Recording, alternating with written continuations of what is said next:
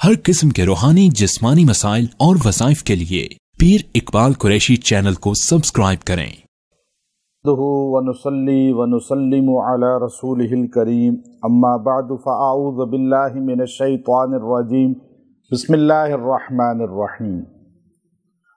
جادو کی بہت ساری اقسام ہیں، لیکن جادو کسی بھی نوعیت کا ہو، اس کے توڑ کا سب سے کامیاب ایک عمل آپ کو دینا ہے کہ جادو چاہے کسی اجمی نے کیا ہو، عرب نے کیا ہو، مومن نے کیا ہو یا کافر نے کیا ہو، سیاہ ہو، سرخ ہو، سفید ہو، جو بھی جادو ہے اس کا توڑ ایک آیت سے ہو سکتا ہے، لیکن اس آیت کو اگر صحیح طریقہ سے سمجھ کے پڑھا جائے۔ وہ آیت قرآن حکیم کی ہے اور قرآن پاک ہر بیماری سے انسان کو نکالتا ہے۔ یہ جو وقت ہے، اس وقت میں جادو عروج پر ہے اور حاسدین، مخالفین، بغض رکھنے والے یا تو نقش لکھ کے جادو کرتے ہیں یا جلا کے کریں گے یا دفنا کے کریں گے یا آپ کو پلانے کی کوشش کریں گے، کوئی چیز کھلانے کی کوشش کریں گے۔ اچھا، یہ جو آیت ہے یہ میں جمادی الثانی کی برکت سے آپ کو یہ آیت ذہن میں آئی اور اس کا ہم نے چونکہ پورا عمل کیا ہے، آزمایا ہے کہ جادو کے ذریعے بندے کو بالکل مفلوج کر دیا گیا تھا، مردانگی بھی اس کی باندھ دی گئی تھی، جان بھی اس کی جانے لگی تھی، جسم بالکل یوں مفلوج ہو گیا تھا، بیڈ پہ پڑ گیا تھا، مرنے کے قریب ہو گیا تھا۔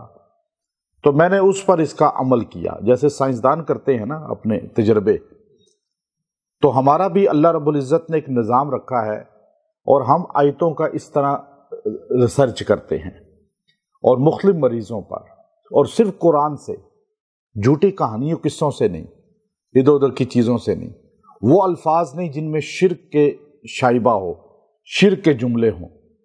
آج لوگ پوچھتے ہیں جی فلاں دعا پڑھ لیں، فلاں یہ پڑھ لیں۔ میں خاموشی اختیار کرتا ہوں کیونکہ معاشرہ ایسا ہے کہ آپ اگر کسی کو کوئی بات بتانے بھی لگیں تو لوگ سارے مفتی بنے ہوتے ہیں، کوئی مانتا ہی نہیں ہے بات، اپنے فتوے لگا رہے ہوتے ہیں۔ اب مجھ سے بڑی تعداد جی ناد علی پڑھیں، میں کہتا ہوں خاموشی، جواب ہی نہیں دیتا، کیونکہ ایک چیز ہے جس میں شرک کے کلمات ہیں۔ اب ناد علی میں کون سے کلمات ہیں؟ سارے بولیں، آپ کو لگتے ہی نہیں لگتے؟ اب مجھے بتائیں، میں مولا علی کو مانتا ہوں، میں شیر خدا رضی اللہ تعالیٰ کو ماننے والا ہوں، اور میں حد درجے بہت زیادہ عقیدت سے، سارے سنی مانتے ہیں لیکن میں حد درجے زیادہ ان کو ماننے والا ہوں۔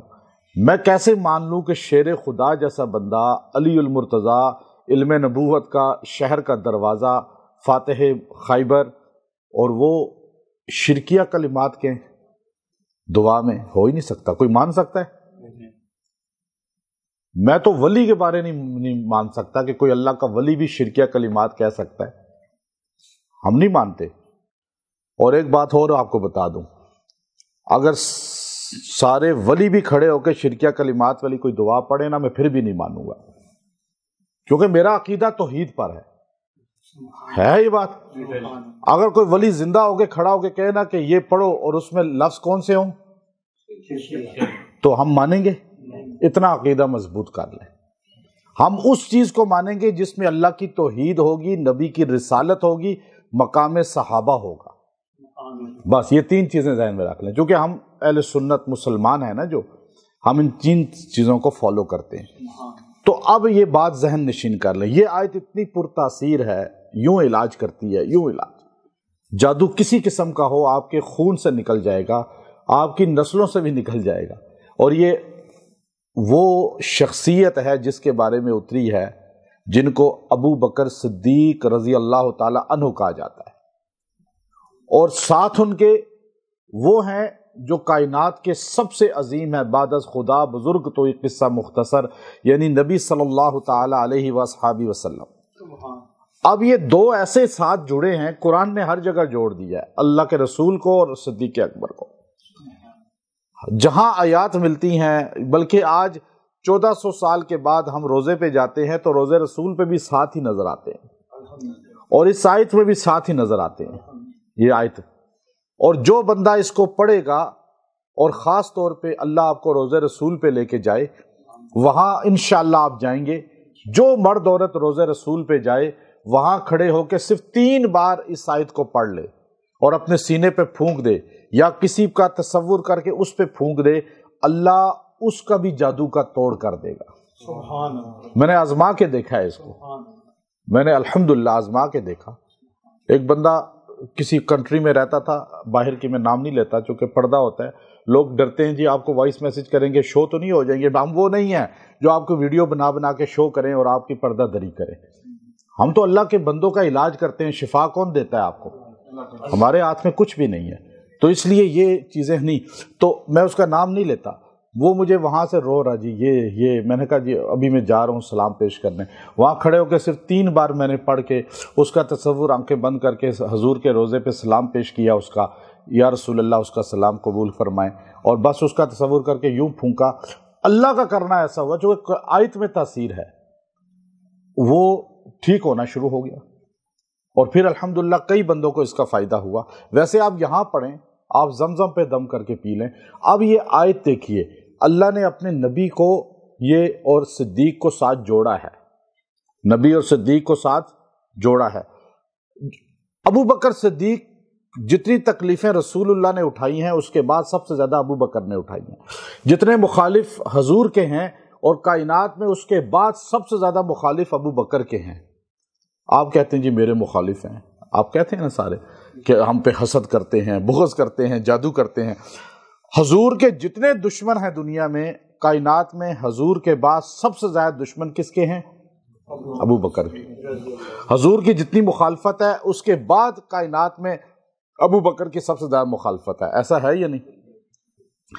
جس نے حضور پہ بھی جادو کیا ابو بکر پہ بھی کیا، حضور کو بھی زہر دیا، ابو بکر کو بھی زہر دیا گیا۔ حضور علیہ السلام کو ہی کعبے میں مارا گیا، ابو بکر صدیق کو ہی مارا گیا۔ حضور علیہ السلام نے جو تکلیفیں اٹھائیں ابو بکر نے بھی وہی تکلیفیں اٹھائیں، 19-20 کا فرق رہا۔ اور پھر حضور کو اللہ نے جو مقام دیا ہے اس کے بعد کائنات میں نبیوں کے بعد سب سے بڑا مقام کس کا ہے؟ خیر الخلائق بعد الانبیاء۔ اب آپ دیکھیے کہ یہ جو مخالفین تھے آپ کے، آپ پہ نظر لگاتے تھے، لیزلقونک بابصارہم، آنکھوں کے ذریعے ہپناٹائز کرتے تھے۔ مکے کے اندر بڑے بڑے ساحر تھے، پھر مدینے میں جادوگر تھے بڑے، لبید بن عاصم اور بڑے بڑے۔ اچھا یہ جتنے دنیا کے جادوگر تھے، دنیا کے جتنے بڑے بڑے پومس تھے، جتنے بڑے ساحر تھے، کاذب تھے، وہ سارے جمع ہو گئے کہ کس طرح مکے کا یہ انقلاب روکا جائے جو مدینے کی طرف بڑھ رہا ہے۔ اب اس انقلاب کو روکنے کے لیے نبی صلی اللہ علیہ وسلم اور ابو بکر صدیق کی مخالفت شروع کی، تو اس پر جو ہے اللہ نے یہ آیت اتاری اور مقام بھی بتا دیا، اور گویا کہ حفاظت کا سما بھی کر دیا۔ اب وہ آپ کو حفاظت کا عمل بتا رہا ہوں کہ اگر آپ پہ جادو نہیں بھی ہے تو آپ یہ چلتے پھرتے کبھی پڑھ لیا کریں دن میں 1-2 بار، تو آپ دیکھیں گے آپ کی حفاظت ہو جائے گی۔ اگر آپ پہ جادو ہے، جنات ہیں یا نظر ہے، یا آپ کو کوئی کام رک چکا ہے، تو آپ کی جسم مفلوج ہو چکا ہے، بیماری آ چکی ہے، تو آپ اس کو صرف جو ہے آپ نے 3 دن پڑھنا ہے۔ اچھا 3 دن ہم نے لیے ہیں ابو بکر صدیق اور رسول اللہ صلی اللہ علیہ وسلم کے غار ثور سے، چونکہ سنت 3 دن وہاں پہ آپ نے قیام کیا، چونکہ اس میں ان دونوں کا ذکر ہے آیت میں بھی، تو اس لیے اس کی تاثیر بھی 3 دن میں آپ کو ظاہر ہو جائے گی انشاءاللہ۔ اب آپ نے آیت کون سی ہے؟ سورہ زمر، سورہ زمر آیت نمبر 33 نمبر آیت، 33 آیت آپ نے پڑھنی ہے، اور 70 ٹائم پڑھنی ہے، 70 مرتبہ آپ نے وہ پڑھنی ہے۔ وہ آیت کون سی ہے؟ والذی جاء بالصدق وصدق به اولئک هم المتقون۔ بس بہت آسان ہے، سارے پڑھ لیں، عورتیں ہی پڑھ لیں۔